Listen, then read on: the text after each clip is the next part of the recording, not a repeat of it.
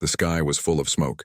Explosions shook the ground. Screams and gunfire echoed across the valley. Soldiers ran, shouting, falling, dying. Elira was not a soldier. She was a medic. She had no gun, no armor, no orders to kill. She carried a small bag with bandages, syringes, and painkillers, that was all. Her job was to save lives, not take them. But today, everything changed. Elira crouched behind a broken wall, her hands shaking. Blood ran down her arms, but it wasn't hers. She had just pulled a young soldier out of a blast zone. He was only 19. He died in her lap. Now she was alone. A voice crackled in her ear. "Medic Elira, do you copy?" She tapped her headset. "I copy. We're falling back. Get to the evac point. Now." Elira stood up, but something stopped her. A loud noise like thunder boomed overhead. She looked up. A burning object was falling from the sky. It wasn't a ship. It wasn't a missile. It was something else. The strange object crashed into the ground not far from her. The impact threw dust and fire into the air. The earth shook beneath her feet. Elira froze. Her heart raced. She took one slow step toward the crash. She should have run. But something pulled her forward. She moved through smoke and rubble, stepping over broken weapons and lifeless bodies. Her boots crunched on metal and bone. Then she saw it. Half buried in the dirt was a strange pod. It glowed with a soft blue light. It pulsed, like it was alive. Its shape was smooth, like no machine she had ever seen. It was not human. Elira reached out. Her fingers touched the glowing surface. The pod opened. A sudden wave of light burst out. It hit her like lightning. She screamed and fell to her knees. Her body shook. Her eyes turned white. And then, silence. A few seconds passed. Elira opened her eyes. She was lying on the ground. The pod was gone, vanished. Nothing remained but a smoking crater. She stood up, dizzy. Her skin felt hot. Her vision was sharp. She could hear everything, the wind, the dust, even her own heartbeat. She looked down. At her hands, they were glowing, not bright, just a soft blue light like the pod. What is happening to me?" she whispered. A moan came from behind her. Elira turned quickly. A soldier lay on the ground, his leg bleeding badly. He was dying. She ran to him and placed her hands on the wound, and something strange happened. The bleeding stopped. The wound closed. The soldier gasped. What did you do?" I don't know," Elira said. She backed away, staring at her hands. Something was very wrong. She felt different, not just stronger, not just faster, changed. Suddenly, a loud sound came from behind. A drone flew overhead. It scanned the area, then flew away. Her headset crackled again. "Elira, where are you?" I'm still near the crash zone," she replied.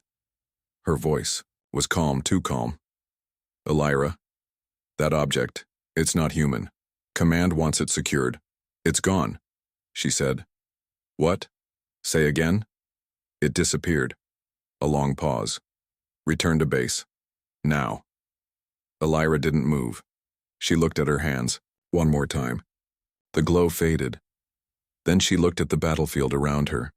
Burning tanks, broken bodies, smoke rising like ghosts.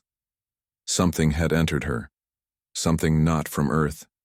She knew she should be afraid. But she wasn't. She felt awake, alive, powerful. Elira walked through the smoking field. Her boot stepped over broken metal and blood. The sky was still dark, but the battle had moved far away now. The ground was quiet, too quiet. She should have gone back to base. But she didn't. Something was happening to her. She needed time to think, time to breathe. The pod was gone. The light, the shock, the glowing skin. It all felt like a dream. But it wasn't. Her hands still tingled. Her eyes were sharper. Her mind felt faster. She heard voices before they spoke. She saw things before they happened. It was like her brain had changed. Suddenly, she froze. She saw a vision, a flash, a group of soldiers ambushed. She saw blood, screams, gunfire, then the image vanished. Elira gasped and grabbed her head. Her heart raced. The vision was too clear, too real. "What is happening to me?" she whispered. A noise came from behind her. Elira turned fast. It was a soldier, Sergeant Riggs, tall, strong, with a scar over one eye. He pointed a rifle at her, then lowered it when he saw her face. "Damn it, Elira, we've been looking everywhere. Are you crazy staying out here?" I needed time," she said. Riggs walked closer. "You're lucky you're not dead. That object, whatever it was, Command thinks it was alien." "I touched it," she said quietly. Riggs stopped walking. "What?" "I touched the pod." He stared at her. "Are you saying it did something to you?" She didn't answer. Instead, she reached down and touched a small cut on her arm. The cut vanished. He took a step back. "Elira, that's not normal." "I know," she said. "I don't feel normal." Riggs looked around. "Come with me. I know someone who might help, but you have to trust me." Later that night, Riggs took Elira to an old bunker deep underground. The walls were covered in old maps and secret tech. Inside, computers buzzed. A single lamp lit the room. "This is off the radar," Riggs said. "No one from Command knows about this place." He showed her a file. Project Human Evolution. "What is this?" Elira asked. 10 years ago, the military found something off-world. Alien tech. Same kind of glow you saw in that pod. They've known about this?" Riggs nodded. "They've been studying it, testing it, trying to use it." Elira looked through the pages. There were photos, humans injected with alien energy. Most of them died. Why didn't they tell the medics?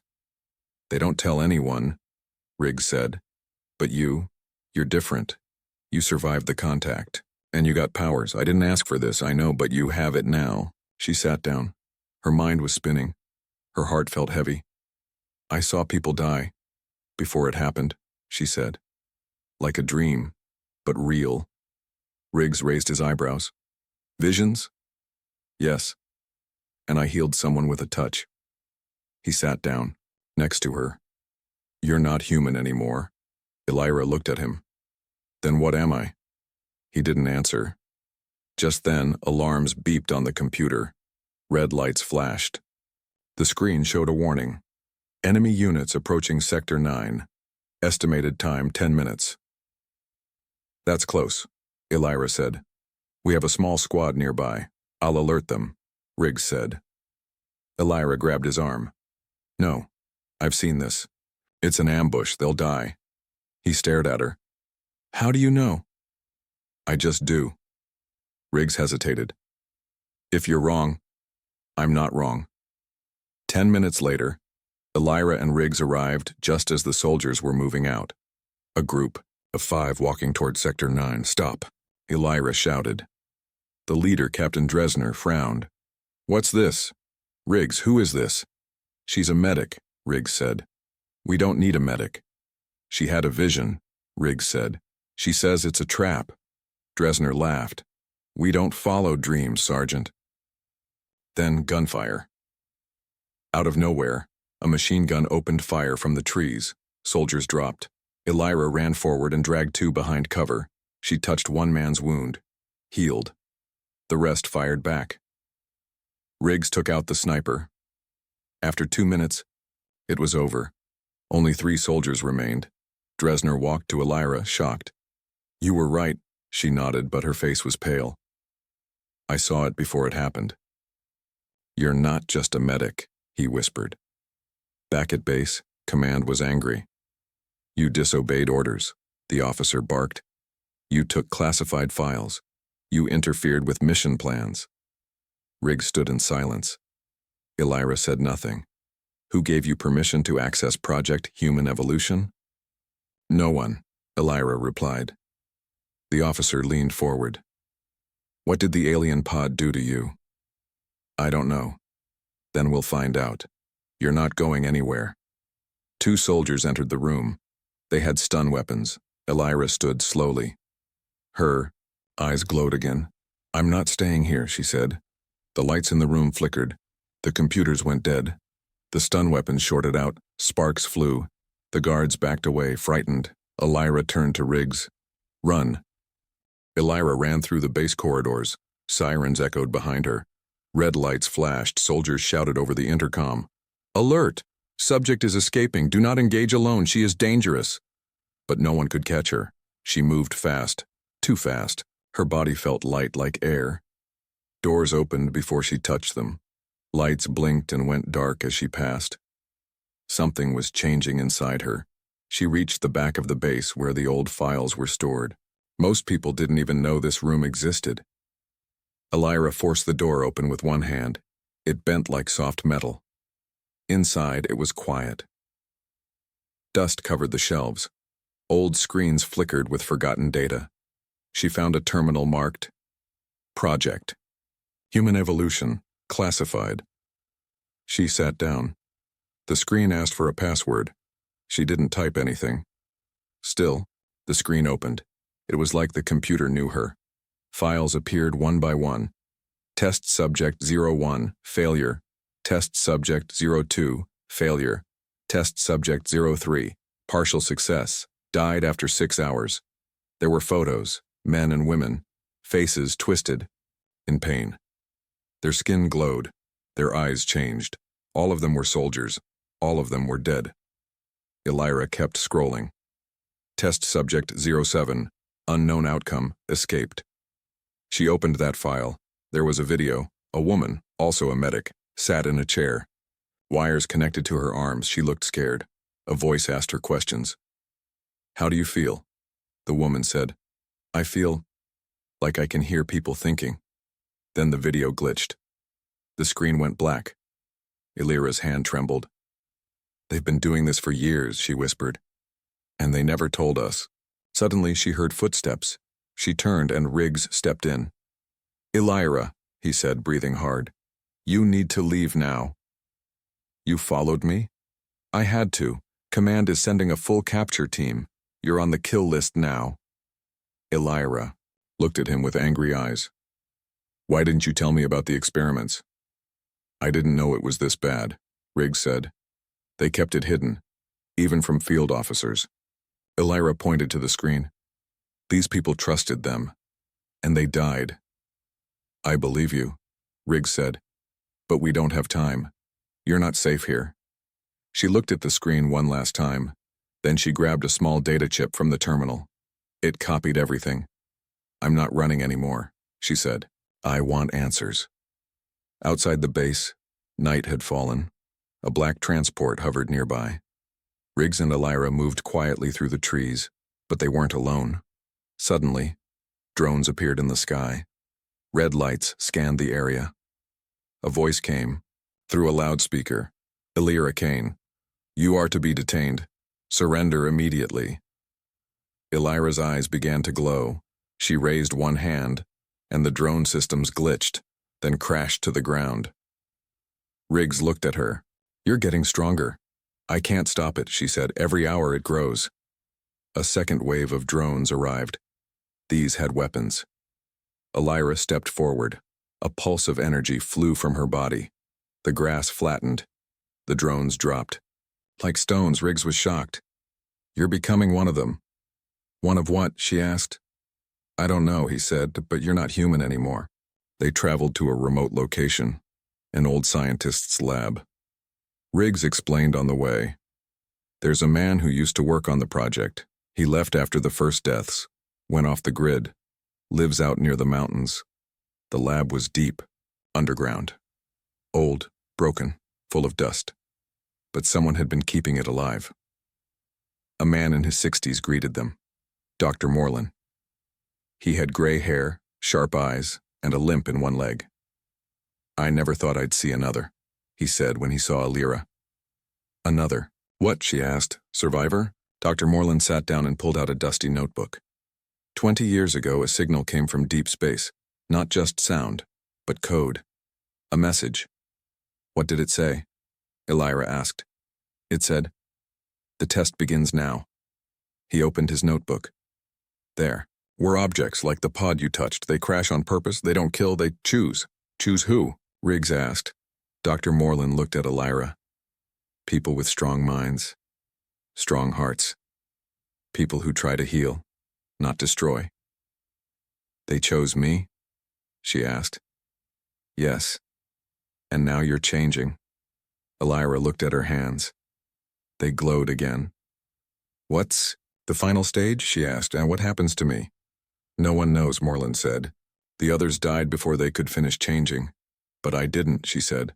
Why not? Maybe you're stronger, he said. Or maybe you're different. Elira stood up. I want to stop them. The military?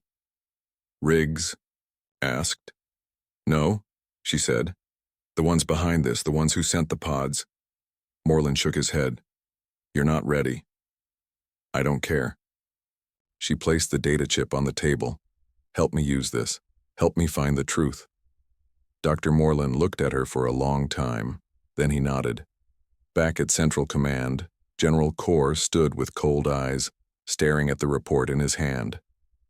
Subject, Elira Kane. Status, rogue. Power level, unknown. Risk level, extreme. He looked up at the officers in the room. She's not just a medic anymore. She's a weapon. If we don't stop her now, she becomes a threat to all human command. But, sir, one officer said, she saved soldiers. She hasn't attacked anyone without reason. Corr slammed his fist on the table. She disobeyed orders. She accessed classified files. She controls systems with her mind. What happens if she loses control? Silence filled the room. Send a kill team, Corr said. No warnings, no capture. Eliminate her before she becomes unstoppable. Far from the base. Elira sat with Dr. Moreland and Riggs inside the mountain lab. The lights were dim. Screens glowed with strange data, symbols not from Earth. Moreland pointed to one of the alien codes. These aren't just messages, he said. They're tests. The pods come here and they pick people, but the red ones, he paused, they destroy. Elira leaned forward. You saw one? Yes, Moreland said. Once, years ago. It fell in a remote area, no survivors. The pod melted everything it touched. Trees, rocks, humans. He pulled up a photo. Blurry, dark, full of burned land. They're not here to help. They're here to clean up anyone who fails. Riggs stepped back. Wait. Are you saying these aliens are judging us? Moreland nodded. They're watching, testing. Some pods give power. Others bring death. Elira stood slowly. Then we have to find the next one before it lands. Moreland shook his head. It's already landed. Elira's pulse quickened. Where? Moreland tapped the screen. Northern sector. Near Ridgepoint. Colony. That's only a few hours away, Riggs said. Elira turned to him. Then we go now.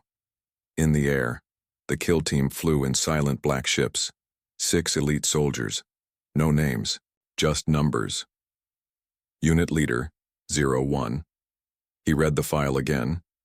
Target is to be eliminated on site. Do not engage directly if power signature spikes. Use remote explosives, long-range attacks, or sedatives if possible. 01 closed the file. Don't care if she was a medic, he said. She's a threat now. We end it clean. Ridgepoint colony. It was quiet. Too quiet.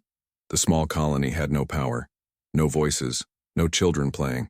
Houses stood with doors open like people left in a hurry. Elira stepped onto the street.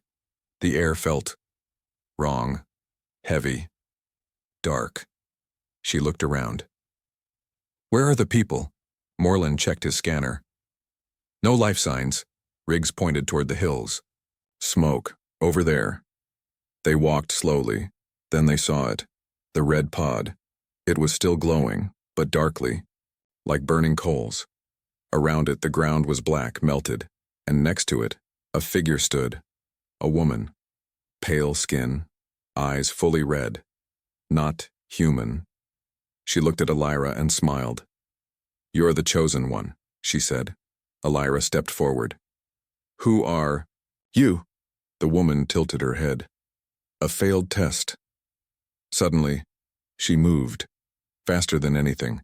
She grabbed Morlin and threw him into the air. He hit a tree and dropped hard. Riggs opened fire, but the bullets bent midair and dropped to the ground. The woman raised her hand. Elira raised hers too.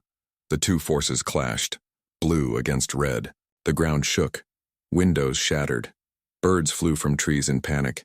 Elira screamed. The power inside her burned, but she held strong. She pushed forward, and the red woman flew back, slamming into the melted ground. Elira fell to one knee. Riggs ran to her. "Are you okay?" She nodded weakly. "That wasn't human, not anymore." Morlin groaned, crawling back. "She's a warning. A message." Elira stood slowly. "Then here's my message. I won't be their weapon, I'll be their end." But above them, the black ships arrived. Kill Team 01 saw her from the sky. "There she is," he said. "Confirm power spike." "This is the moment." A red laser dot appeared on Elira's chest. She didn't see it. Riggs did. "Elira, get down." He tackled her just as the sniper fired. The shot missed, but barely. They rolled into a trench. "Kill Team," Riggs shouted. "They're here." Elira's eyes glowed again, brighter than before. No more hiding. She rose. The ships fired small missiles. Elira raised her hands and they stopped midair, floating. She turned them around, aiming them back. Boom! The ships exploded in the sky. Riggs stared at her in shock. You're not Elira anymore." She turned to him. "I'm still me. But I'm more." Morlin coughed. "You're passing the test." Elira looked toward the red pod, still glowing. "No," she said. "I'm rewriting it." The sky over Earth was clear and quiet. Then it wasn't. High above, a flash of light tore across the clouds. Something large, burning red, entered the atmosphere like a falling star. But this was no star. It was another pod, and this one was different. Faster. Sharper. Covered in black metal glowing from deep inside. It didn't crash like the last ones. It landed with purpose, controlled, like it knew exactly where it needed to go. And deep underground, far from cities, something woke up. In the mountain lab, Elira sat alone, breathing slowly, her body still, hurt from the last fight, but her power was growing. She could feel it, like fire under her skin, always ready. Riggs entered with news. His face was pale. "They sent another one." Elira looked up. "A pod?" He nodded. "This one is bigger." It didn't fall. It landed. Elira stood. "Where?"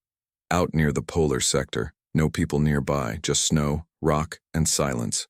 Morlin joined them. He was limping, holding a small scanner. "I picked up the signal," he said. "It's not like the others. It's angry. It's sending a pulse, looking for something or someone." Elira closed her eyes. She already knew. "It's looking for me." Meanwhile, inside the new pod, a being stood in the center. Tall, made of black and red armor. Not human. Not fully alien. Something in between. Its eyes glowed. Its hands crackled with red energy. It took a step forward. A deep voice echoed inside the ship. "Elira Kane. Test subject active. Judgment begins." The being opened a panel on its arm. Inside were faces, photos, soldiers, scientists, even civilians. Every face was marked as failed. Only Elira's face remained. Incomplete. The being stepped out of the pod. Snow blew across the icy ground. It began walking south.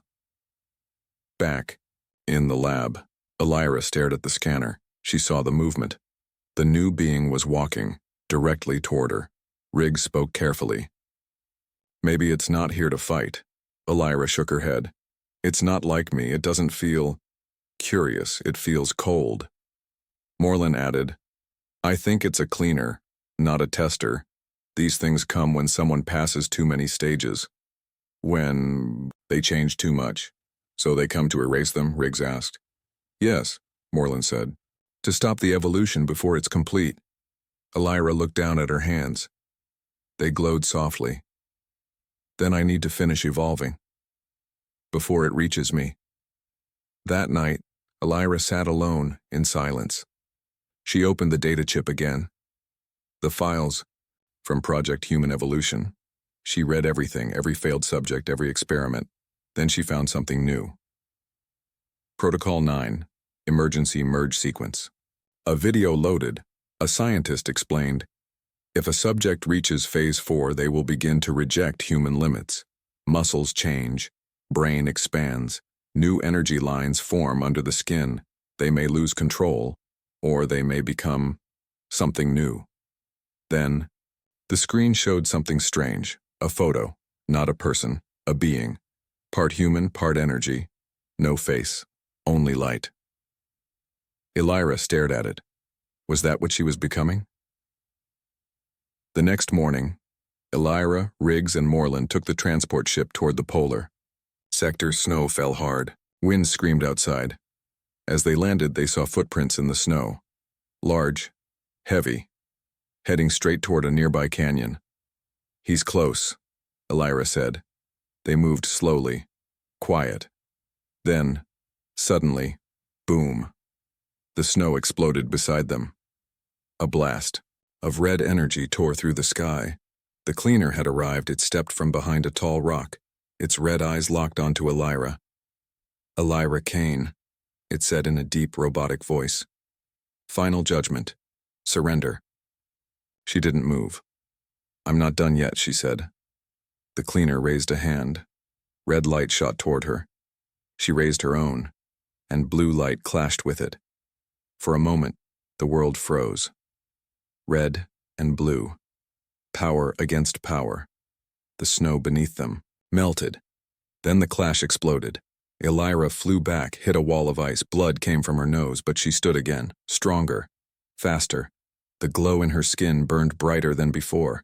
The final fight begins. The cleaner charged forward, moving like lightning. Elira dodged, grabbed its arm, and sent a shock through it. Sparks flew, but it didn't fall. It punched her, hard. She fell to the ground. Processing complete, the cleaner said. Evolution denied. But Elira laughed. Not yet. She stood again. But this time, her body changed. Her skin glowed white-blue. Her eyes were like stars. She lifted off the ground, floating. Riggs and Moreland watched from a distance, speechless. Elira. She's ascending, Moreland whispered. She's becoming something else. Elira raised both hands. A giant wave of light spread across the canyon. The cleaner tried to fight, but the light broke it apart, piece by piece, until nothing remained. Elira landed slowly. She fell to her knees, breathing hard. It was over. For now. Later. Back in the lab, Elira looked in the mirror. She still looked like herself, but not fully. Her veins glowed softly. Her voice sounded calmer, but deeper. Riggs walked in. You won, he said. No, Elira replied. I survived. He looked at her. What now? She turned away from the mirror. We find out who sent them and why. Because if they sent one cleaner, they can send more. Far away, beyond the stars, a dark screen lit up. A voice spoke. Target survived. Begin phase 2. Far beyond Earth, in a silent part of space, a giant black structure hovered near a dying star. Inside, red lights blinked on. Machines moved. A deep voice echoed through metal halls. Subject Elira Kane. Evolution level, critical. Cleaner unit destroyed. The screen changed to a map of Earth. Phase 1. Failed. Initiate Phase 2. Below the words, a warning flashed. Deploy the others. Back on Earth, Elira sat alone in the mountain lab, her hands glowing softly. The fight with the cleaner had changed her. She was faster, stronger, but also different. Her heartbeat no longer felt human. Her thoughts moved quicker than words, but something else was bothering her. She could feel a presence, not just one, many. Morlin was in the control room, checking alien frequencies. Riggs stood beside him, arms crossed. Her power is rising, Riggs said. But so is the danger. They'll send more. Morlin nodded. Phase 2 isn't just one enemy. It's a wave, a test of survival. Not for her, but for us all. He turned the screen. A signal pulsed again and again, stronger each hour. Riggs asked, "Where's it coming from?" Morlin replied, "Everywhere." That night, Elira dreamed. She stood in a world of glass and stars. Above her, a giant shape floated like a god made of fire and shadow. It looked down at her with no eyes. Yet she felt its gaze. A voice spoke, not in words but in meaning. "You were chosen. Now you are challenged. Prove your species is worthy. Or burn." She woke up gasping, her room full of soft blue light. Morning, the team gathered in the lab. Morlin showed the latest data. Pods, not one, not two, but 12, landing across the globe. Some in cities, some near military bases, one underwater. Riggs read the list. "They're surrounding us." Elira looked at the screen. "They're not here to test anymore," she said. "They're here to fight." Morlin added, "Some pods will release beings like you. Others, monsters, creatures built to destroy. This is not about evolution anymore, it's war." Elira stood. "Then we fight back. First attack. Tokyo sublevel in the lower districts of Tokyo. A pod landed underground. Black smoke spread through the tunnels. A train stopped mid-track. The lights went out. Then something crawled from the pod, tall, thin, with a metal spine, and razor hands. A scream echoed in the dark. Within minutes, over 70 people vanished. Surveillance only caught one blurry image, a red-eyed shadow tearing through steel. Elira responds. Hours later, Elira reached the scene with Riggs and 2 emergency units. She walked through the broken tunnels, blood on the walls, scorch marks, silence. Then they found it. The creature. It hissed when it saw her. It charged fast, claws raised. But Elira didn't move. She raised one hand and the creature froze midair. Her eyes glowed. "You're not alive," she said. "You're made." The creature struggled. She looked deeper into it. Not just its body, but its code. Inside, alien signals pulsed. She reached out with her mind and shut it down. The body dropped like stone. Everyone stared. Riggs whispered, "She's not just fighting them. She's controlling the system." But there was no time to rest. Back at the lab, Morlin warned them. "One of the pods, north of Russia, it's moving." Riggs raised an eyebrow. "What do you mean moving?" Morlin replied. "It has legs, and it's walking toward a nuclear base." Elira frowned. "If it reaches the weapons," Morlin finished, "humanity ends." Elira didn't wait. She turned to Riggs. "Prep the jet. We go now. Russia. Frost zone." 9 cold winds blew across a dead forest. The walking pod, shaped like a giant beetle, crushed trees as it moved. Its shell glowed red. Missiles slid out from its sides. It reached the edge of the nuclear base. Soldiers fired everything, tanks, drones, rockets. Nothing worked. Then Elira arrived. She hovered in the sky, hands glowing. She focused on the beetle pod. Inside, she could sense minds, small ones, controlled ones, like children made of metal and pain. The pod launched a missile. Elira caught it midair and turned it to dust. She flew down, slammed into the pod with all her power. A flash of light burst out across the snow. When it cleared, the pod was cracked open. She entered it and shut it down from the inside. The base was saved. Back at the lab, Moreland and Riggs reviewed all pod locations. "We've stopped 2, Moreland said. 10 remain. Riggs asked, "How long do we have?" Moreland replied, "Hours, maybe less." Elira stepped in. "We're not waiting anymore. We attack next." Riggs looked at her. "Are you sure?" She nodded. "This isn't just about surviving.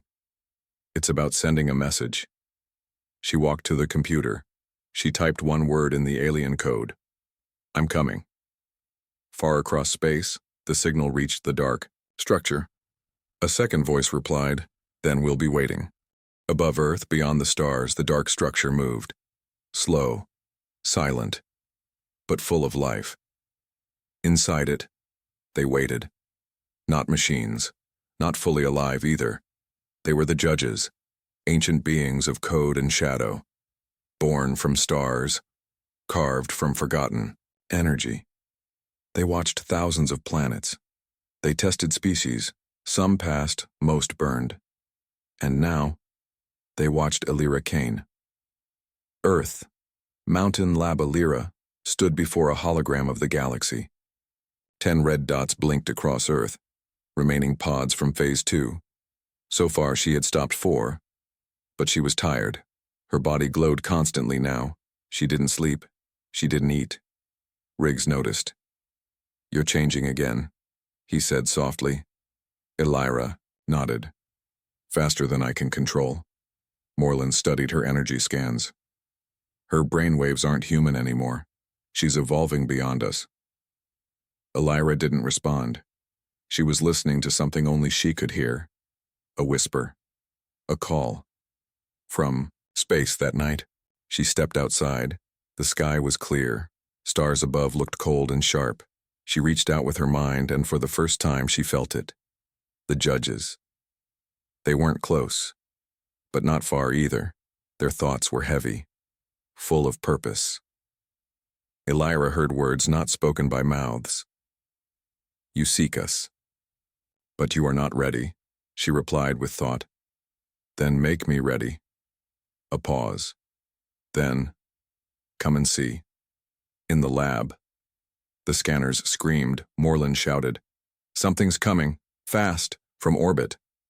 Riggs looked up. "Another pod?" "No." "Bigger." Elira stepped inside, calm. "It's not a pod," she said. "It's a doorway." The roof cracked. A beam of pure white light shot down from the sky. It didn't burn. It didn't harm. But it pulled. Straight at Elira. Riggs grabbed her arm. "Wait, don't go." She touched his hand. "I have to." He looked in her eyes. They were no longer just eyes, they were stars. Then the light swallowed her. She vanished. Somewhere far. Elira opened her eyes. She was standing in a chamber made of nothing. No floor, no walls, just light. Endless. Before her stood 3 judges. Tall, shadowed, covered in lines of golden code. They didn't speak with mouths. They spoke with thought. "You crossed the line. No human ever has." Elira stood strong. "You tested us. I passed. Why are you still sending war?" The middle judge stepped forward. "Because passing is not the end. It is the beginning." He raised a hand, showed her a vision. Planets, thousands of them. Some green, some ruined. Others, ash. Each race grew, then fell. Power became pride. Pride became war. The second judge spoke. "You are strong, Elira Kane, but strength is not enough." The third judge added, "To lead your species, you must survive the final test," Elira asked. "What is it?" A pause. Then, "Face yourself." Suddenly, she was standing in the mountain lab again. But something was wrong. It was darker, colder. Riggs walked in, but his face was twisted. Cruel. Moreland followed. but his body was full of wires, half machine. They laughed at her. "You failed," Riggs said. "You burned the world," Morlun added. The screen showed Earth on fire. "No," Illyra whispered. She turned. There she was. Another Illyra, but darker. Eyes full of red, skin cracked with black veins. The dark Illyra stepped forward. "You think you're saving them," she said. "But you're becoming the weapon they fear." They clashed, light against shadow, thought against fear. Each hit sent waves of energy. Through the fake world, Illyra screamed. Her power split the walls. She didn't want to fight herself, but the test had no mercy. The dark Illyra threw her to the ground. "You'll never lead them," she hissed. "You'll destroy them." Illyra, weak, bleeding, looked up. "No," she said. "I'm more than power. I'm more than pain. I choose to protect." Her body glowed, bright, stronger than ever. She stood, and with a final push of energy, shattered the shadow clone. Everything went silent. Then white light took her. She awoke, back in the chamber. The three judges watched her. She was glowing, calm, strong, centered. "You have passed," the first judge said. The second added, "But Earth still sleeps. War is not over." The third said, "The final choice is yours." A small device floated toward her, black and gold. "This key controls the system, the tests, the pods, the next evolution." Illyra held it in her hand. It was warm. She asked, "And if I use it?" "You decide the future, not just for humans, but for all life we judge." She looked down at Earth, so small, so fragile. She breathed deep. "I'm ready." The chamber vanished. Illyra fell through space. Light surrounded her. She was returning, but not as a medic, not even as a soldier. She was something new, a judge of Earth. From orbit, the dark structure stopped moving, and for the first time in 1,000 years, it began to turn back. She returned like a falling star. Illyra Kane landed on Earth, light still glowing around her. The sky cracked with thunder. Clouds parted above the mountain lab as she stepped through the light beam and touched the ground. Her team was waiting. Riggs ran to her. "You're alive." Morlun stood back, watching her carefully. "No," he said quietly. "She's something more now." Illyra smiled softly. Her voice had changed, deeper, calm, full of strength. "I passed the final test."